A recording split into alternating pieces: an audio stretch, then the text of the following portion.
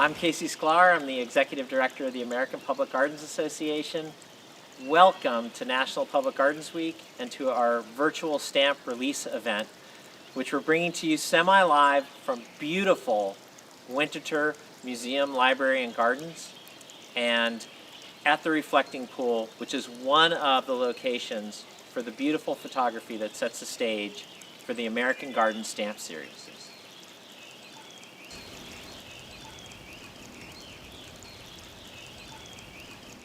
Welcome to Winterthur.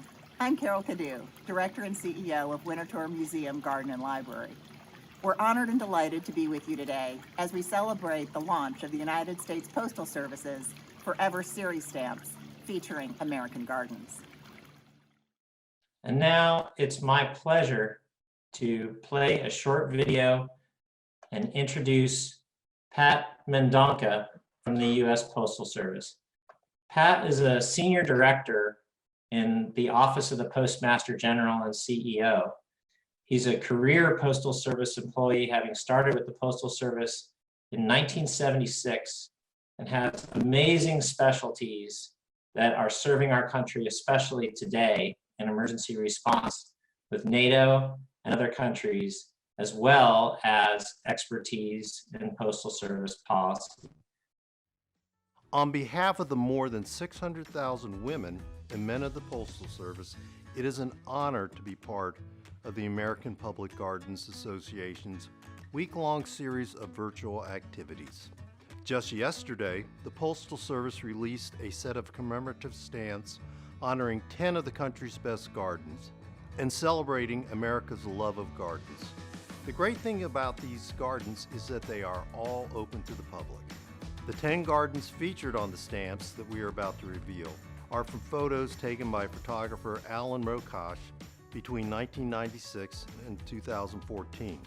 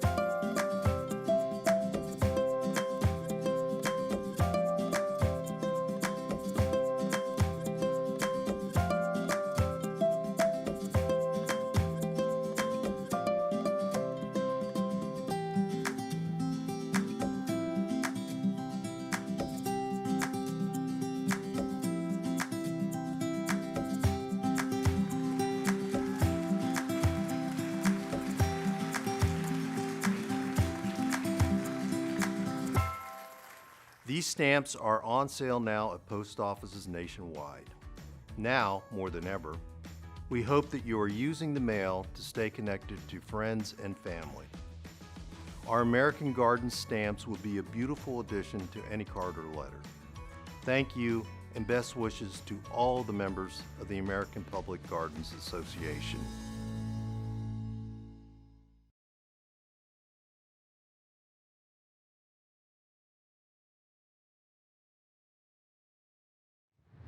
Hello, I'm Leslie Finland, Senior Vice President of Institutional Advancement at Brooklyn Botanic Garden.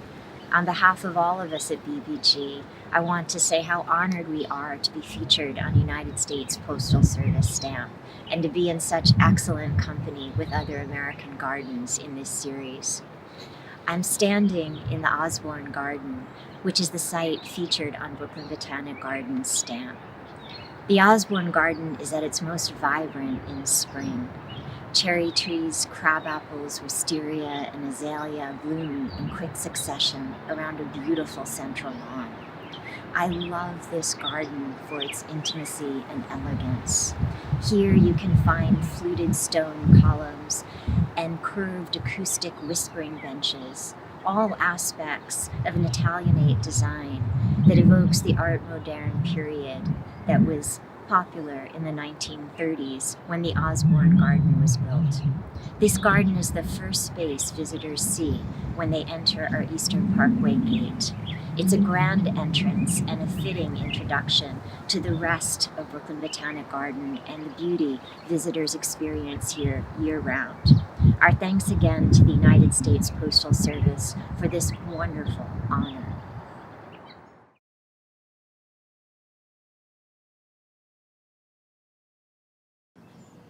Greetings from Illinois and the Chicago Botanic Garden.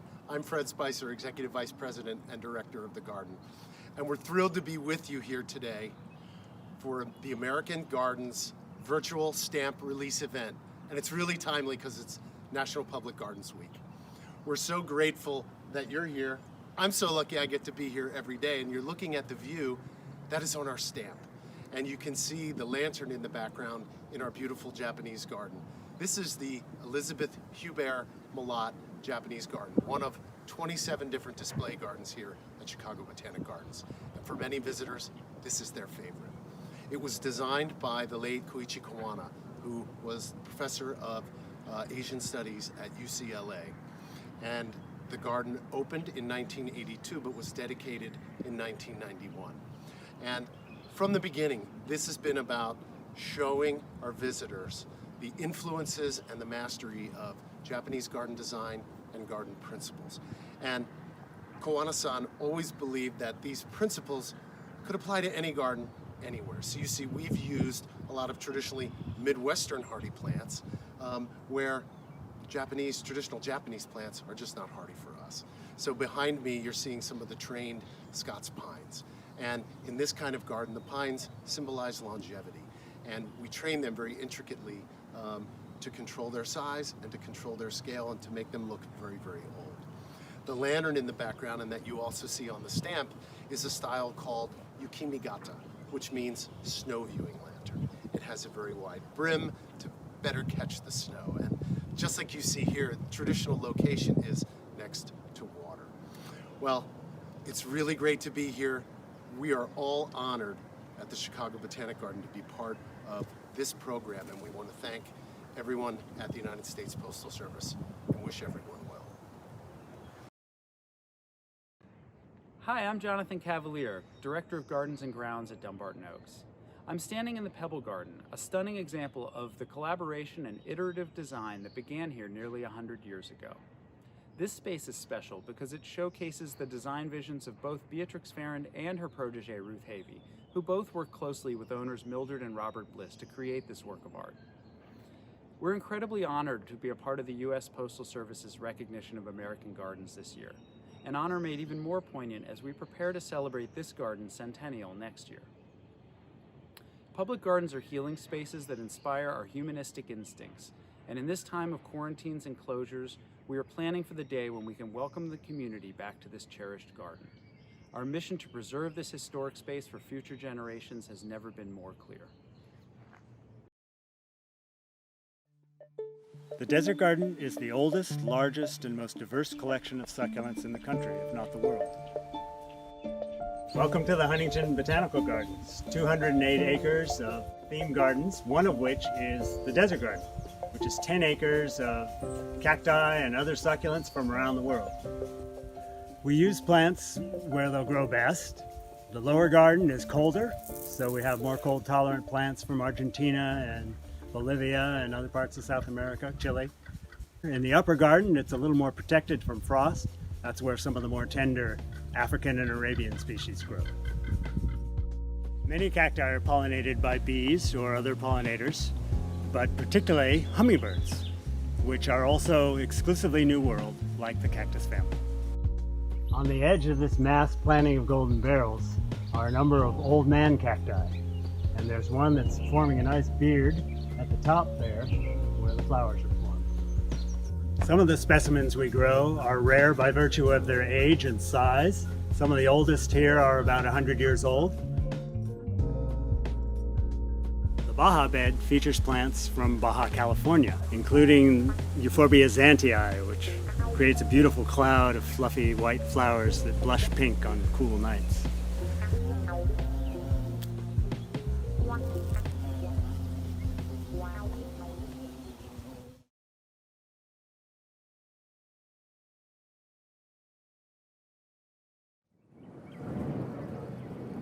Welcome to the Bicentennial Rose Garden here at Norfolk Botanical Garden, one of the largest rose gardens on the entire East Coast.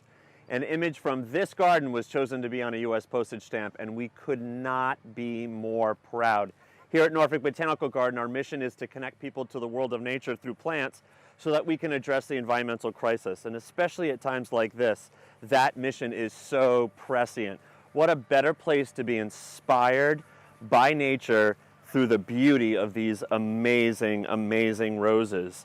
Through time, nature has inspired us with its beauty, with its healing power, through its nourishment of food. The world of plants is around us from the minute we wake up until the minute we go to bed. We're so happy to share our world of plants with people from all around the world here at Norfolk Botanical Garden. We encourage everyone to get out, go forth, and plant a better world.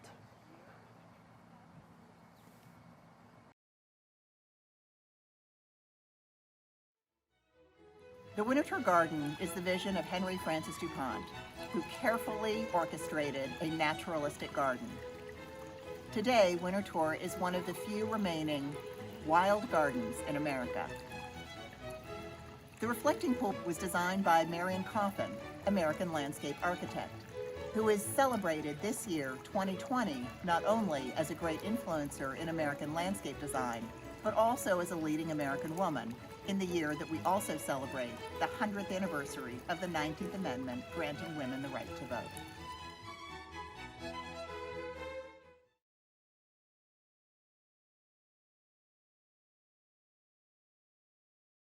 Before we get to the Q&A portion, it's my pleasure to thank all the gardens that were involved in the American Garden Stamp Series. You saw several of them today, and they begin from the vision and inspiration of the Postal Service, and we have Postal Service representatives here today that I'll talk to in a minute and introduce. And also photographer Alan Rokash's fine inspirations. So you saw Italianate gardens, you saw gardens that have nods to the influence and the importance of Asian design and Asian American places. You have gardens that celebrate the national flower during its bicentennial year. And you have historic private estate inspirations for gardens that showcase the best of two of the top female landscape architects ever in our profession. And you also have an amazing garden that has unusual plants. That is a garden that I first fell in love with when I was 12 years old as a boy out on the West Coast. We have some very special gardens today and some very special people and panelists with us here today. In addition to the gardens that you saw, whose representatives we have with us today, I want to also give a nod to the other 4 gardens that are part of the American Garden Stamp Series that you won't hear from today. Alfred B. McClay Garden in Florida, Stan Highwood Hall in Ohio, the Biltmore Estate in North Carolina, and Coastal Maine Botanical Gardens in Booth Bay, Maine. It's now my pleasure to go to a bit of a live Q&A with our panelists. We have with us some great folks. I want to spotlight a couple of them. They're all here to answer your questions that you may have using the Q&A feature. You can look at a question. We already have one question that's been entered. Please feel free to enter more, and we can upvote those together and decide which ones we have. So from the Postal Service, we have Bill Gicker, and Bill's role with the Postal Service is to be the inspiration behind the stamps, to see the stamps from conceptualization until completion. And so Bill, my question to you to kick off this portion of the event is, how long does it take from the very idea of getting a stamp to completion of getting a stamp? The process can take up to 3 years or more. It can also be shorter depending on the stamp issuance. But usually we say to allow at least 3 years, because in addition to working on and developing the design of a stamp, we also have to work on the rights clearance and all the legal aspects of doing a stamp. So we need time for that process to take place. But yeah, I think 3 years is a fair answer.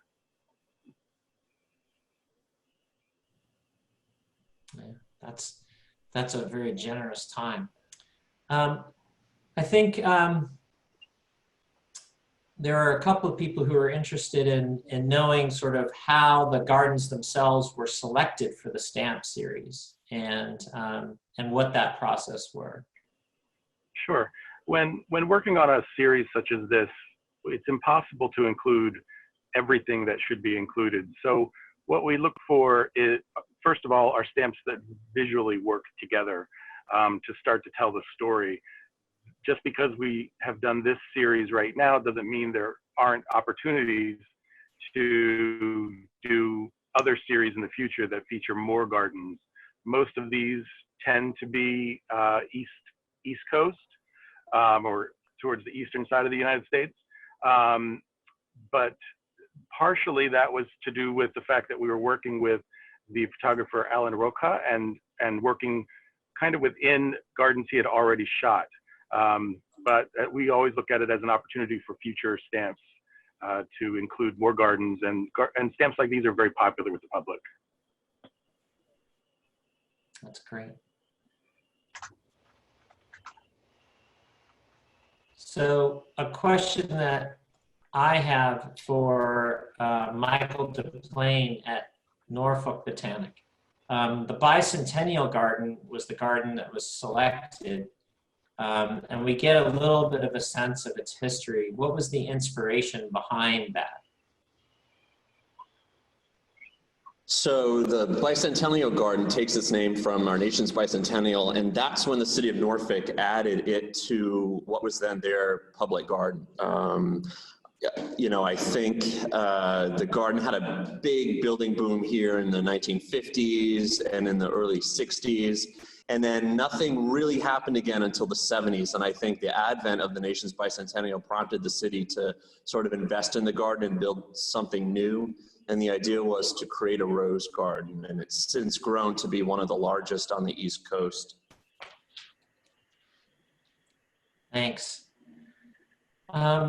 Maybe Chris from Winterthur, you can speak to something that Carol Cadieux mentioned, which is that Marion Coffin, who is a very famous landscape architect in the Delaware Valley area, for example, was a female landscape architect, and what the importance of females in landscape architecture have been over the years.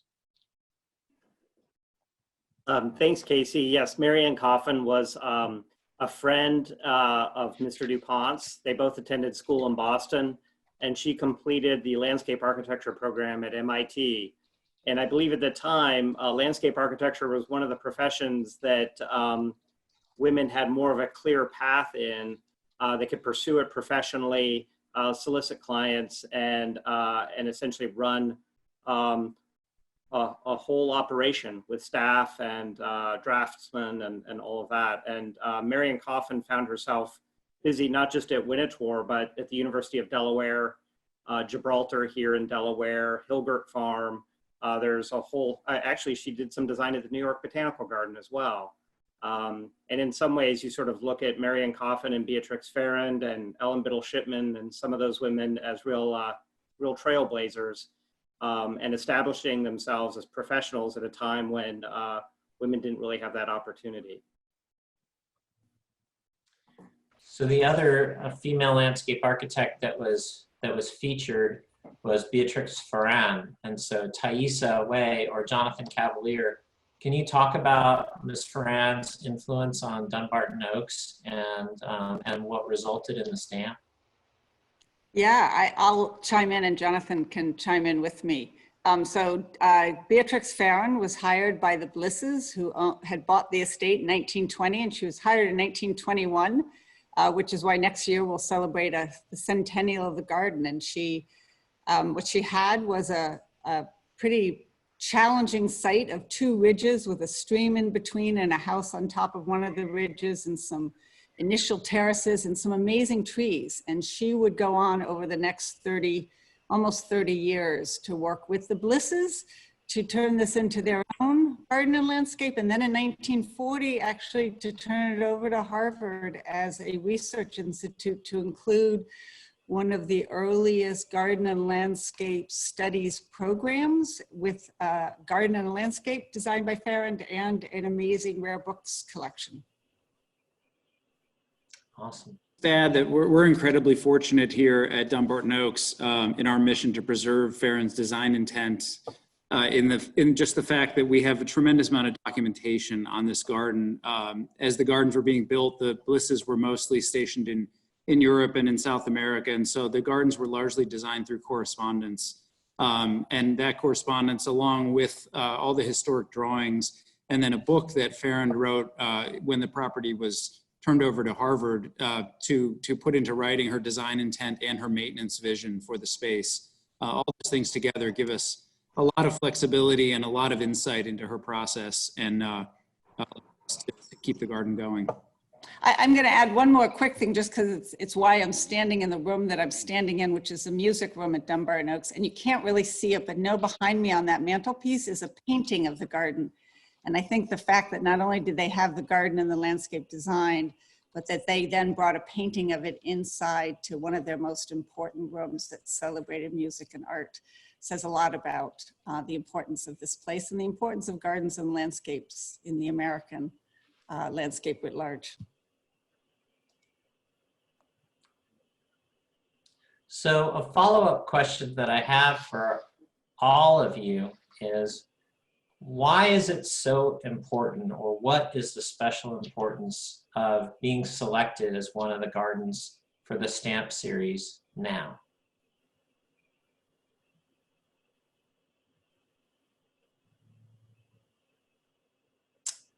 I've stumped the band, so everybody's considering. Shows that we're truly live. Michael, go right ahead. So I think it's incredible because it's so hard to get on a stamp. You know, it's a honor reserved only for great Americans who have left us, or for amazing institutions, or for something incredibly artistic or scientific. It's one of the biggest honors I think our nation bestows on our country, is being on a stamp. So, you know, we were elated when we found out we'd be on one, and we still are pinching ourselves and can't believe it. It's a pretty incredible thing. Yeah. Well, I want to kind of wrap us all up. We had about a half hour scheduled for this. And so does anyone else want to speak to that question about why it means so much right now? I guess I would add, as a historian here, I think being recognizing public gardens in the public realm, and I know it wasn't planned to be at the time of the pandemic, but I can't think of a more appropriate time to recognize the incredible value and contribution of these places. So to be recognized in a stamp in a public way for the publicness of these remarkable places is pretty awesome. Yeah.